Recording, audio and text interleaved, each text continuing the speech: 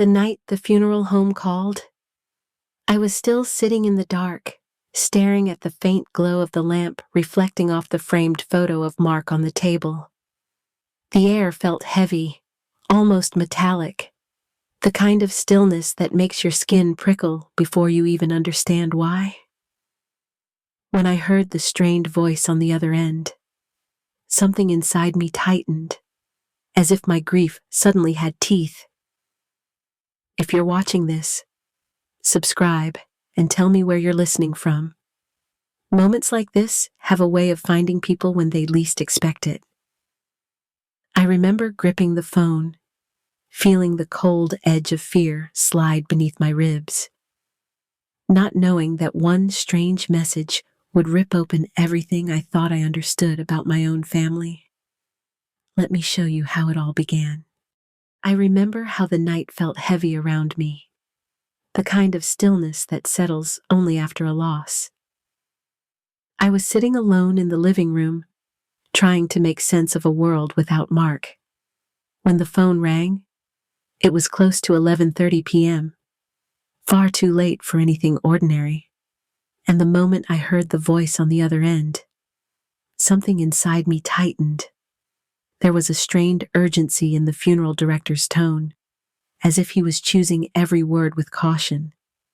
He told me they had found something in Mark's suit pocket, something he didn't want to discuss over the phone, and he asked me to come in as soon as I could.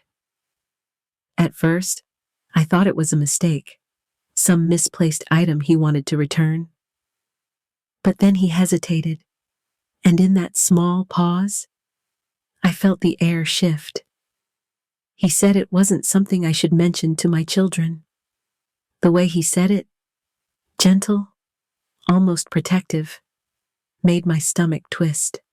I had been drowning in grief for days, but in that moment, a different kind of fear rose up, sharp and disorienting. I tried to replay his words, searching for logic, but all I felt was a sense that something was deeply wrong. Mark had been the steady one, the thoughtful one, the one who always tried to shield me from anything dark or troubling. If he left something behind that required a warning, then whatever waited for me at that funeral home was going to fracture the little certainty I had left. I didn't know it yet, but that late-night call was the moment everything began to unravel. In the days before that late-night call, everything felt muted, as if I were moving through a world wrapped in cotton. Mark had only been gone a short while, and I remember waking each morning with that same hollow ache, the kind that settles in your chest before your eyes are even open. I kept telling myself to follow a routine, hoping it would hold me together. I made coffee, folded laundry, sat by the window in the early hours, trying to make sense of the silence he left behind. Mark had been the kind of man who filled a room without ever raising his voice. He had a warmth that settled people, a steadiness I leaned on more than I realized. Losing him so suddenly felt like someone had kicked the foundation out from under my life. I kept replaying little memories, his laugh, the way he always checked the locks before bed, the way he touched my shoulder when he walked past me in the kitchen. Those quiet details became anchors I clung to. Our children, Emily and Jason, stepped in quickly, or at least that's how it felt then. They hovered around me with this appearance of concern, guiding me through tasks I couldn't focus on. I remember thinking how grateful I was for their help, how comforting it felt to believe they were looking out for me. But even in that haze of grief, there were moments when something didn't sit right. Tiny hesitations, odd questions, small shifts in their tone. At the time, I brushed it aside, assuming it was just the strain of losing Mark. I didn't know those faint ripples were the first signs of a much deeper disturbance waiting to surface. In those first few days after losing Mark, I kept trying to convince myself that the strange shift in the house was just part of the grieving process. But looking back, there was a quiet unease threaded through everything. Andrew started taking over the finances without really asking, telling me he was just trying to keep things organized. I remember feeling grateful at the time, even though something about the urgency in his voice made me hesitate. Emily hovered constantly, insisting I take a different medication she said would help me sleep. The first night I tried it, I felt a heavy fog settle over me, like my thoughts were wrapped in cotton. When I mentioned it, she brushed it off with this gentle reassurance that it was normal. I believed her because I wanted to believe she knew what she was doing. There were small moments, too, the kind you don't question until much later. Whispered conversations that stopped the second I stepped into the room. Papers on the kitchen counter that vanished when I walked closer. A strange tightness between them, like they were constantly bracing for something.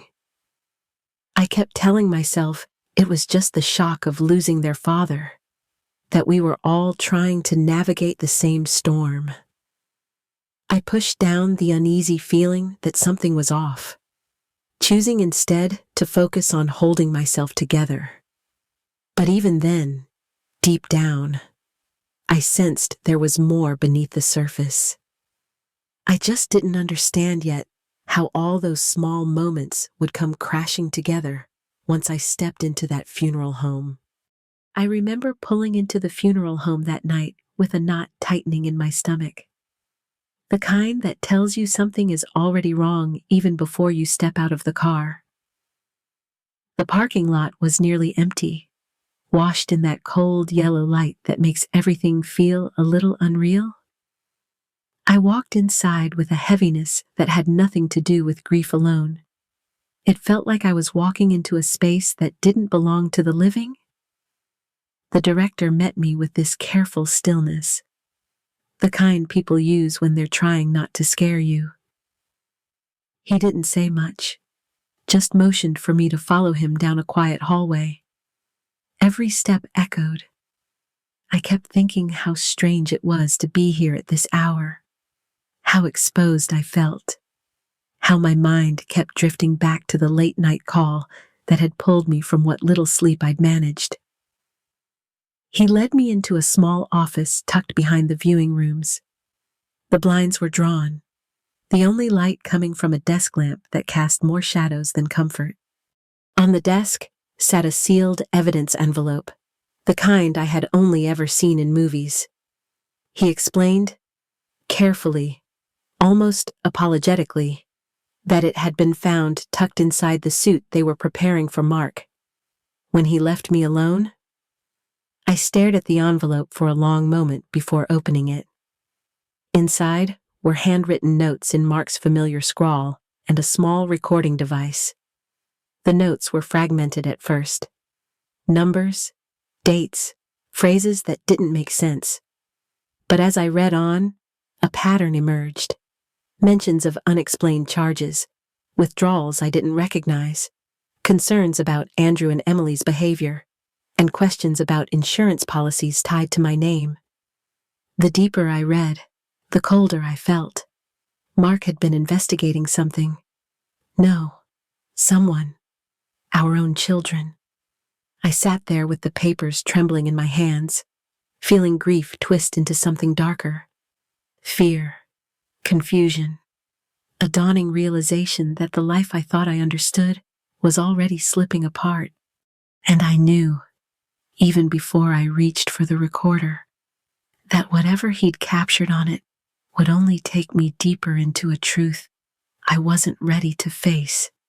I remember sitting alone in my living room with the lights turned low, the evidence envelope resting on my lap like something alive. The house felt too quiet, almost brittle, as if one wrong breath might crack it open. I held the small recorder in my hand for a long moment, feeling the weight of everything I didn't want to know pressing against my chest. When I finally pressed play, I braced myself without even realizing it. What I heard first wasn't even the words. It was the tone. That cold, businesslike rhythm that didn't belong to the children I thought I knew. As their voices filled the room, I felt myself shrink back, as if distance could soften the blow. They spoke about me and Mark with a casual detachment that cut deeper than anything they described. There was talk of timing, of methods that would look natural, of the financial gains that would follow. Their planning wasn't frantic or confused. It was organized, calm, practiced. I kept thinking of birthdays, family dinners, quiet nights on the couch. All those moments when I believed we were safe, when I believed they loved us without condition. Hearing their voices now, I felt those memories twist in on themselves, turning from warm reminders into painful echoes of how blind I had been. As the recording went on, pieces of Mark's notes suddenly made sense. He hadn't just been suspicious. He had been scared, and he had been trying to protect me. I realized then that whatever took him from me wasn't sudden or mysterious. It was planned. When the recording finally stopped, I sat there trembling, feeling my grief shatter into terror. I knew I had to hide everything before they came home. I just didn't know if I still had time. I remember walking into the house with the envelope clutched against my chest, feeling as if the walls were leaning in on me. Every familiar shape looked distorted in the dim light, and the silence felt heavy, expectant. I kept telling myself to breathe, but even that felt loud. I went straight to the kitchen and spread everything out on the table. Mark's notes, the recordings, the scribbled timelines. Seeing it all under the overhead light made the danger feel sharper, more deliberate. As I read through the pages again, certain lines hit harder than they had in the funeral home. Questions about my medication.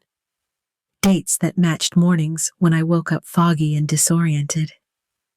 I remembered Emily pressing pills into my hand, insisting they would help me sleep. I had trusted her without hesitation. That trust felt like a wound now. Something in me shifted then. I realized I couldn't leave any of it out in the open. I gathered the papers, the device, the envelope, and moved quickly toward the basement. Mark's old workshop still smelled faintly of sawdust, a scent that once comforted me. I pushed a heavy tool cabinet aside and tucked everything behind it, forcing myself to stay focused even as my hands shook. Just as I was sliding the cabinet back into place, I heard the front door open upstairs. Their voices drifted down, light, casual, completely unaware of how close they were to the truth. My heart pounded so hard, I thought it might give me away. I waited in the shadows until they moved toward their rooms. Only then did I slip upstairs, carrying the weight of a secret I wasn't sure I could survive. I knew the next morning would bring answers I wasn't ready to face. I woke the next morning feeling as if I had barely slept, my nerves still raw from the night before. The house felt unusually still, yet the air carried a heaviness that made my stomach twist. I had hoped for a little time to gather myself, but I heard footsteps far earlier than I expected. Andrew and Emily appeared in the hallway with a brightness in their voices that felt rehearsed, almost forced, and I felt my pulse spike. They watched me with an attentiveness that made my skin prickle. Andrew's eyes lingered on the living room, as if checking whether anything had shifted overnight. Emily moved quietly, scanning the counters, the hallway table, even the coat rack. I realized with a cold jolt that things were slightly out of place. One of Mark's old mugs was turned differently, a stack of mail no longer aligned. It was the kind of subtle disturbance someone leaves when searching. When they asked how I was feeling, the tone carried an undercurrent, something closer to evaluation than care. Emily pressed a familiar bottle toward me, gently insisting that I take the medication she claimed would help me stay calm. The sight of it made my throat tighten. I forced a smile, pretending I'd take it later, pretending I didn't notice the impatience hiding behind her softness. I knew I needed to leave. I muttered something about running errands, using the most casual tone I could manage. For a moment, they simply stared at me, as if measuring whether to stop me. Then they stepped aside. My hands shook as I walked out the door, each step feeling like a gamble. I could almost feel their suspicion behind me. I knew then I couldn't go another hour without finding help. I drove away from the house with my hands trembling on the steering wheel, fighting the urge to look in the rearview mirror, afraid I might see Andrew or Emily following me. The morning light felt too bright, too sharp, and my breath came in shallow bursts as I headed toward the place the detective had suggested. I kept replaying the tension in their eyes, the way they had studied me, and the way my own voice had cracked when I told them I needed to step out. By the time I pulled into the small parking lot of a quiet community center, my nerves were frayed. The detective was already there, waiting with a stillness that felt deliberate. The moment I stepped out of the car, I sensed a steadiness in him, as if he had carried news like this far too many times. He guided me to a secluded bench, and his tone was careful but firm as he laid out the truth. I remember trying to brace myself, but nothing prepared me for the depth of what he revealed. He explained that my children had been under investigation for a long list of financial schemes, tied to dangerous individuals who used people and discarded them without hesitation. Then, he moved to the part that made my stomach drop. He spoke of medical misconduct, patterns that suggested my children had experimented with medications on vulnerable people, blurring lines that should never be crossed. When he mentioned the possibility that they had been asking questions about my insurance, I felt something inside me fracture. The final blow was hearing that Mark had been working with him, quietly gathering information because he feared what our children were becoming. I felt myself unravel on that bench, grief and horror merging into something sharp and cold. Then the detective told me plainly that I was in immediate danger. And in that moment, I knew my life had changed forever. The moment the detective guided me into protective custody, everything around me felt distant, as if I were moving through someone else's life. The ride to the safe location passed in a blur. I remember the hum of the engine, the muted chatter on the radio, and the way I kept pressing my fingers into my palms just to feel something familiar. When we arrived at the small, secured house, tucked behind a cluster of tall pines, the silence felt wrong, almost staged, like a place waiting for bad news. Medical staff arrived quickly, moving with a quiet urgency that made my chest tighten. They drew blood, checked my vitals, and asked gentle questions about the medications Emily had been giving me. I tried to answer, but panic kept catching on my tongue. When the test results came back, I felt the world tilt. The staff explained, carefully, almost apologetically, that I had signs of long-term poisoning. Not enough to send me to the hospital immediately, but enough to weaken me slowly, enough to mirror what had happened to Mark. I felt myself fold inward. Numb disbelief gave way to a cold, rising horror.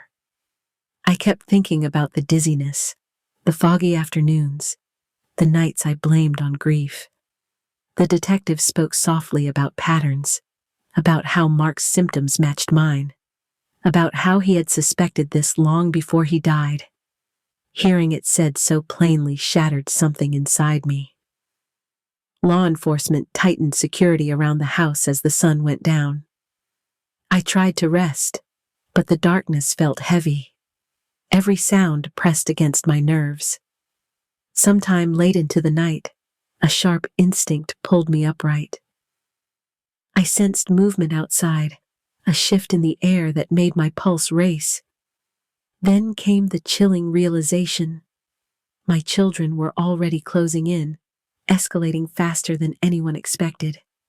The hours after midnight felt stretched thin, almost brittle, as I sat in the dimly lit room of the safe house. Every shadow seemed sharper, every small sound too loud. I kept telling myself the officers outside knew what they were doing, but a tightness in my chest wouldn't ease. Something in the air felt wrong, like the house itself was holding its breath. Then I heard it, a faint scrape along the outer wall, so soft I almost dismissed it, but the officers stiffened. Their sudden stillness confirmed what my instincts were already screaming. One of them moved toward the front window, and though he said nothing aloud, the tension in his posture told me everything. My children had found us. The energy shifted instantly. Boots moved across the floor. Radios crackled in short, clipped bursts. I felt myself shrinking into the corner of the room, my pulse hammering so hard it made my vision blur. Another noise followed, a harder impact, like someone testing the strength of the door. The realization hit me with crushing force. They weren't hesitating. They were coming for me. The officers braced themselves as the first attempt to force entry rattled the frame. Fear knotted my stomach. I kept thinking about the faces I once kissed goodnight, now twisted into something I could no longer recognize. The sounds grew louder, splintering wood, scrambling footsteps, shouted commands I could only make out through tone, not words, in the chaos. I caught a glimpse of movement in the hallway. For a heartbeat, I thought Andrew had reached me. His silhouette lunged forward, startlingly close, driven by something desperate and dark. But before he could step into the room, officers collided with him. The struggle was violent, a blur of limbs and abrupt shouts. And then it was over. Sirens wailed outside, mixing with the final thud of boots and the heavy breathing of officers securing the scene. I felt myself trembling uncontrollably, sinking to the floor as the shock set in. I had survived, but just barely, and the night was far from finished. The moment the chaos settled, the world felt strangely hollow, as if the air itself had been drained from the room. Officers were still shouting to one another, their voices sharp and layered, but all I could hear was the pounding of my own heartbeat. I was shaking so hard I had to brace myself against the wall just to stay upright. Then, suddenly, everything erupted again. I saw Andrew break free from the officers holding him, his movements frantic and wild. He lunged forward with this desperate energy, his face twisted with something I could barely recognize. It was as if grief, anger, and fear had fused into a single unhinged force. I couldn't make out exact words, just the tone, sharp with accusation and some warped belief that he was still justified. For a split second, he came toward me with a kind of pleading intensity, and my whole body went cold. I felt torn between the instinct to reach for the son I once knew and the need to protect myself from the person he had become. Before he could get close, the officers swarmed him again. The struggle was violent and heartbreaking, his body buckling under the weight of their restraint. I stood frozen as they finally overpowered him. watching them pin his wrists, listening to the heavy rasp of his breath. Something inside me cracked in a way I'll never forget. It felt like losing him all over again, but this time with no innocence left to grieve. The arrest happened quickly after that. Flashing lights washed over his face as they pulled him away, and I could barely breathe as I watched him disappear into the night. The cold air outside hit me hard when the officers guided me toward a waiting car, my hands trembling uncontrollably. As the sirens faded behind us, all I could do was sit there in the silence, knowing the rest of my life would begin in the shadow of this night. The weeks after that night moved in a blur, as if time itself was afraid to touch me too directly. I found myself surrounded by investigators, medical staff, and attorneys, each of them guiding me through a process I never imagined I would be part of. I remember sitting in quiet rooms answering questions about my own children, feeling each answer land with a weight that nearly broke me. Court hearings followed. I attended them because something inside me needed to face the truth head-on, even when it felt unbearable. I listened as the evidence was laid out: financial records, medical reports, recordings, and the timeline Mark had pieced together before he died. I watched my children sitting there, both avoiding my eyes. When the judge delivered their sentences, I felt a strange mix of sorrow and relief settle into my chest. It wasn't victory. It wasn't closure. It was simply the truth being acknowledged. In the months that followed, the house felt impossibly quiet. I'd wander through it, touching the back of Mark's chair, the side of his dresser, the tools he left organized in the basement. I kept thinking about how he tried so hard to protect me, how he carried this fear alone to keep me safe.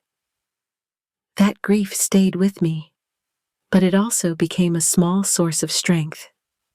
Little by little, I began to reclaim my days.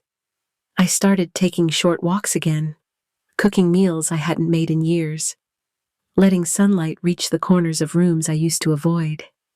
Each small step felt like learning how to breathe with new lungs. I know healing won't be quick, and it won't be simple, but I survived something unthinkable. And as I stand at the edge of this new chapter, I can finally feel the faint shape of a life that still belongs to me, waiting to be rebuilt.